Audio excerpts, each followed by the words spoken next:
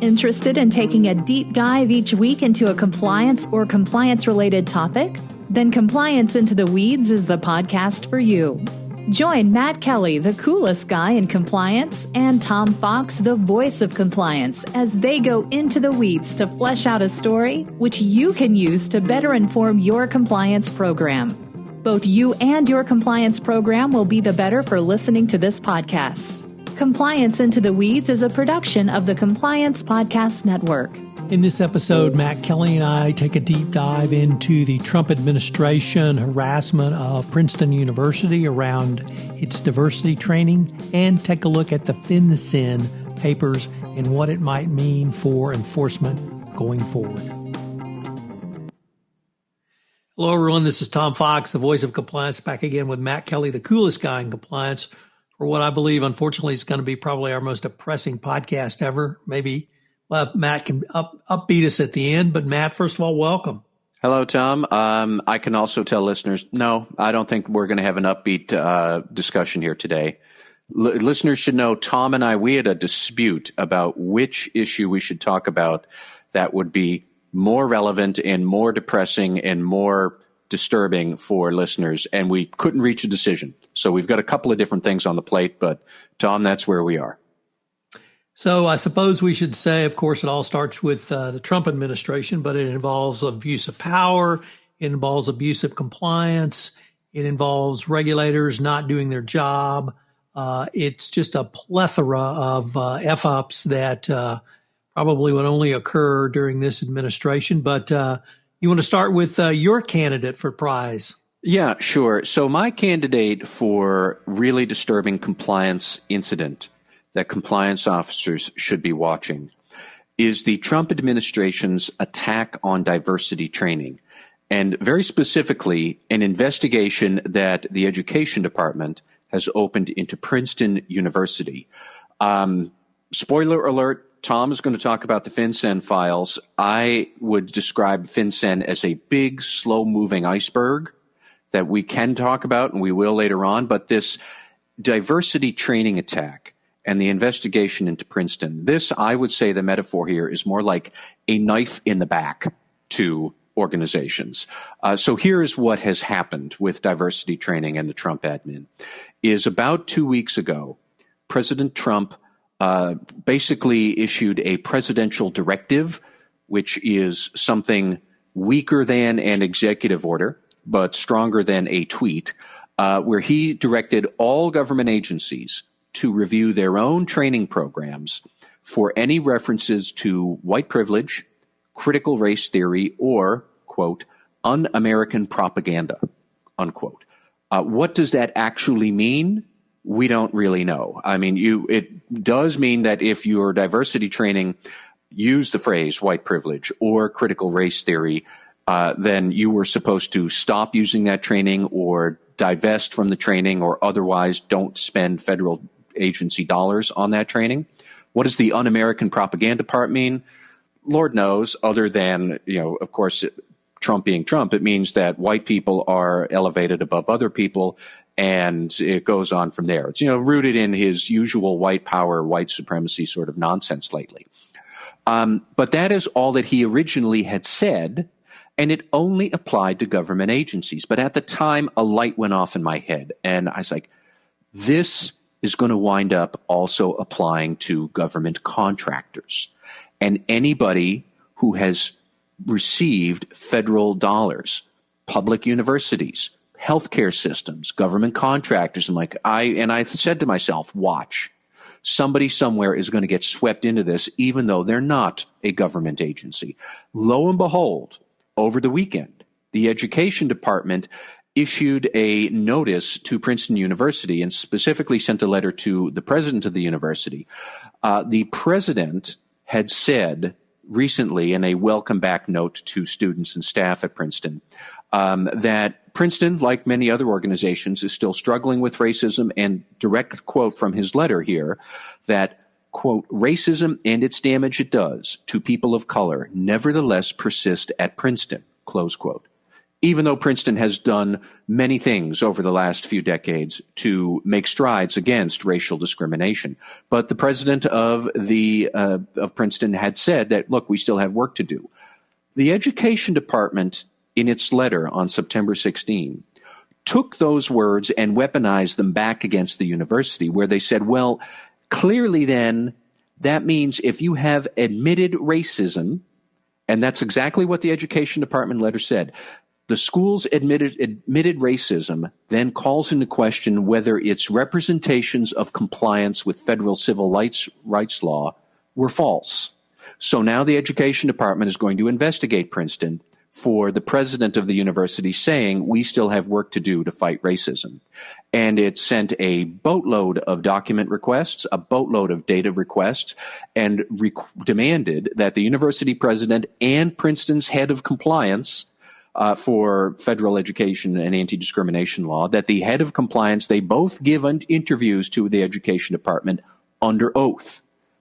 Now, this is clearly stemming from President Trump's anti-diversity training directive, but Trump had said government agencies. Well, Princeton's not a government agency. Princeton is an independent institution, and now they've been sucked into this.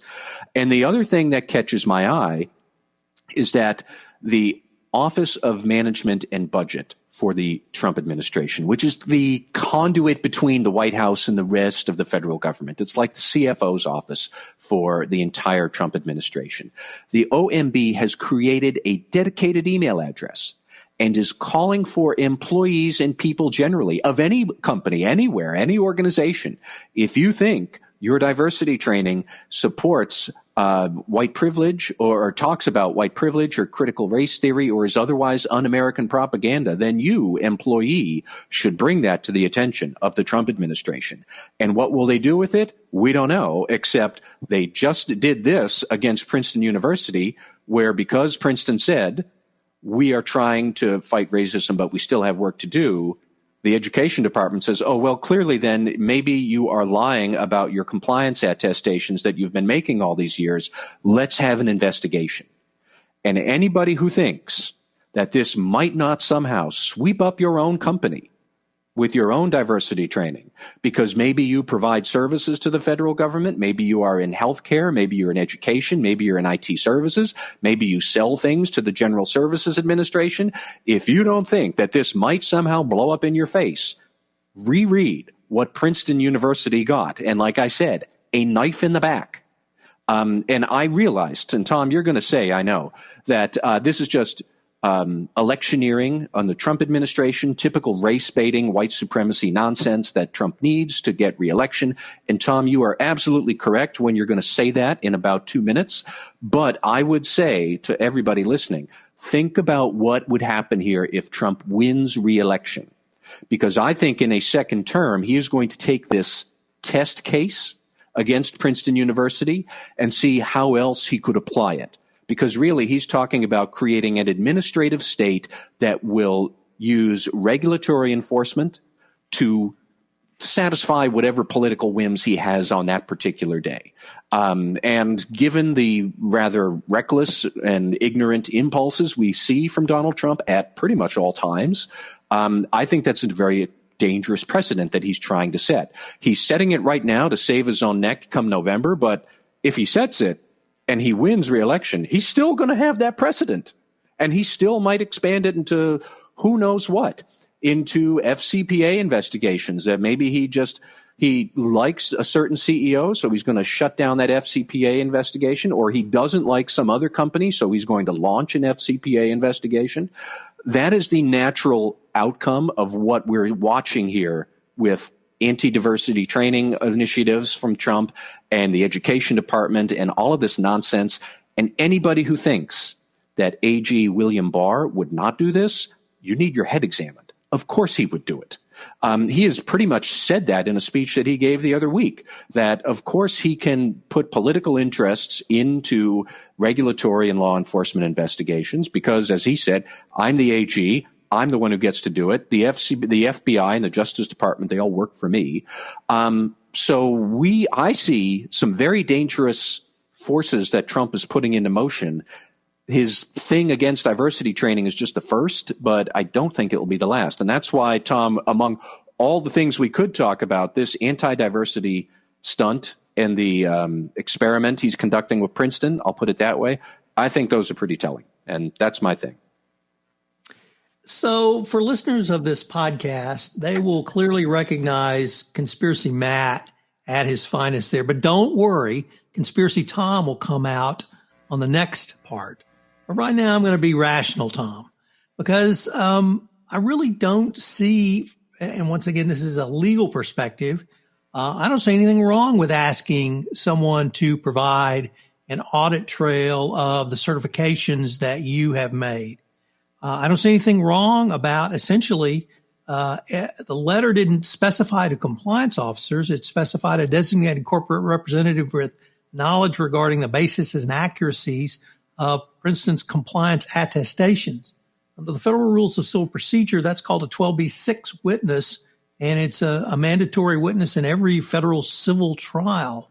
So I'm not quite sure the specific attack on Princeton is as nefarious as perhaps you see it, Matt, although I do see the OMB's hotline for anti-American propaganda as certainly right up the alley of a fascist regime as well, if I can go down that path a little bit. The entire exercise seems to me to be the continued bumbles and stumbles of idiots that only could work in a government under a Trump administration where they have completely fumbled-effed this exercise. It is far too overbroad, and I think any federal judge will cut back on this request for documentation and request for an interview, and probably Princeton can drag it out until after January 21st. But let me ask this, Tom. Let me ask this. If Princeton's university president had not made a statement, we still have work to do to fight racism. If he had never said that, would we even be having this conversation because the education department still did it? He made a politically incorrect statement in the eyes of the president, and the president moved the mechanisms of enforcement in the education department to conduct basically a witch hunt because the president of Princeton said something politically inopportune. And that's, I think, is my concern here, is that if he can do this once, he's going to do it much more often in many more ways come a second term if, God help us, that comes to pass. See, I think the statement really had nothing to do with this. This was a witch hunt waiting to happen. And they picked Princeton because of this statement, but they would have picked Harvard or Yale or some other Ivy League institution to try to suck up to Trump's base while doing race baiting. I beg to differ. I think that they are doing this, like you said, they would have found somebody else to pick on if that other person had made a politically incorrect statement in the eyes of the president. But the through line here is that if you make some statement that the president doesn't like, he's going to sick his investigators onto you. And he's trying to expand that as much as he possibly can. Right now, he's doing it to shore up his political base of white supremacists, hence the focus on diversity training. But it will be something else come 2021 if he's still in office. And I look at that with alarm. It will be anything un-American. Anything un-American as defined by Donald J. Trump. Well, now let me go to the one that really got my attention. And you wrote, I thought, a great piece on this, Matt. There's been quite a bit written, and that is the release of the FinCen Files. This follows the Panama Papers, the Paradise Papers, the Luxembourg Papers, where a collection of a collection of international journalists in a group called the International Consortium of Investigative Journalists, somehow got a lot of private data. This time it came from FinCen, most specifically suspicious activity reports that banks had filed with FinCen from 1999 to 2017. And these files showed that more than 2 trillion, that's with the TR, not the B, in suspicious activity reports went through 5 banks in particular: JP Morgan, Standard Chartered, Bank of New York, HSBC, and Deutsche Bank, our good friend. where the compliance function correctly identified a suspicious transaction and the bank let it go through, and FinCen did nothing. So it was a huge release. FinCen had a press release saying that, oh my gosh, now Social Security's been breached. We were doing something, in a very retrospective look back. Deutsche Bank was the clear winner here with over 1.3 billion in suspicious activities. JP Morgan, 514 billion, and it just goes down the list.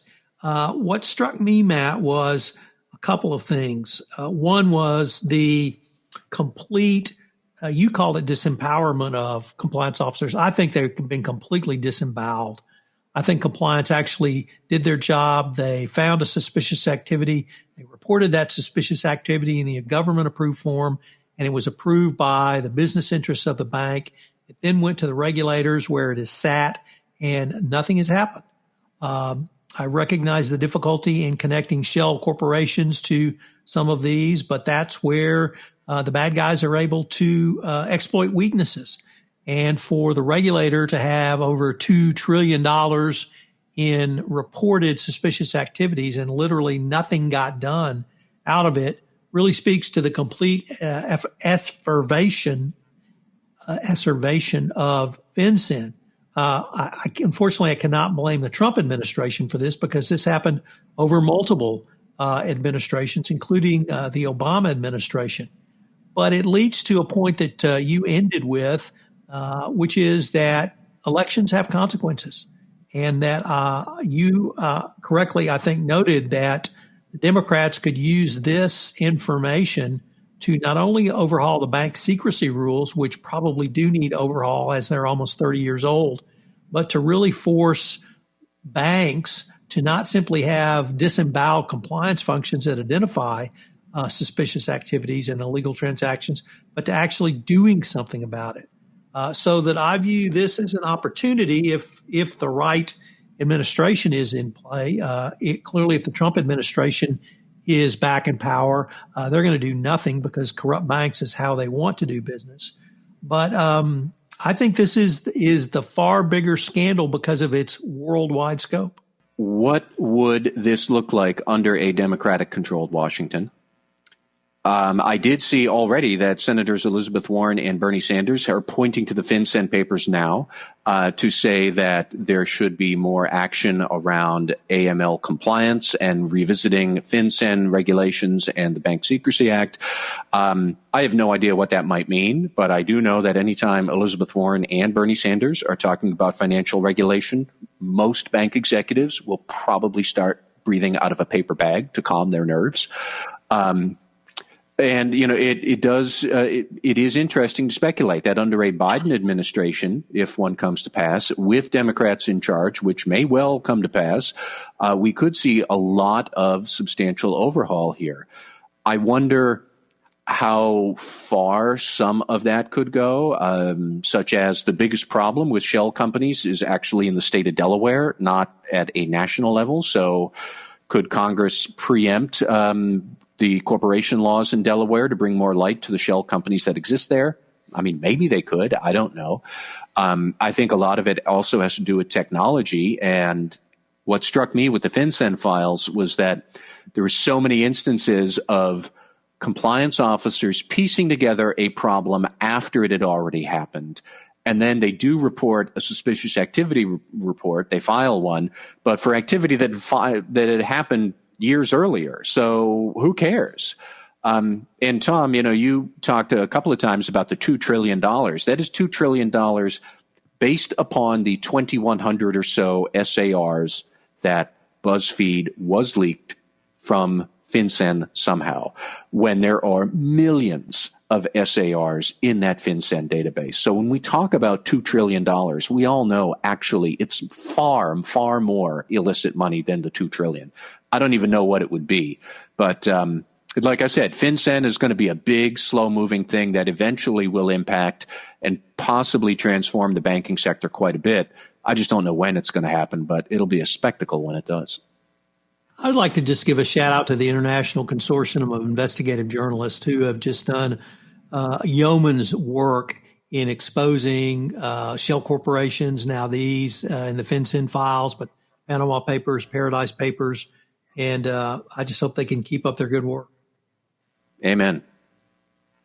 Well, Matt, perhaps we could end with somewhat of an upbeat note that really elections do have consequences. And if people are concerned about un-American activity and what that may mean, and how the Trump administration may go after people civilly and criminally for that, and how FinCen has overlooked the $2 trillion that we know of, perhaps they will understand the consequences of why voting in this election is so important. I hope so, Tom. Well, Matt, I hope we can come up with something a little more upbeat next week. This is Tom Fox. Thank you for listening to this episode of Compliance Into the Weeds. If you have any questions, you can email Matt at mkelly@radicalcompliance.com. You can email me, tfox@tfoxlaw.com. I hope you will join Matt and I again next week, where we take up another topic and take a deep dive into the weeds of it. Compliance Into the Weeds is a production of the Compliance Podcast Network and a proud member of C-Suite Radio. Thanks again for listening. Thanks for being a loyal listener, and we look forward to visiting with you again. If you have a topic you'd like us to cover, please leave a message on the speaker app on the Compliance Podcast Network.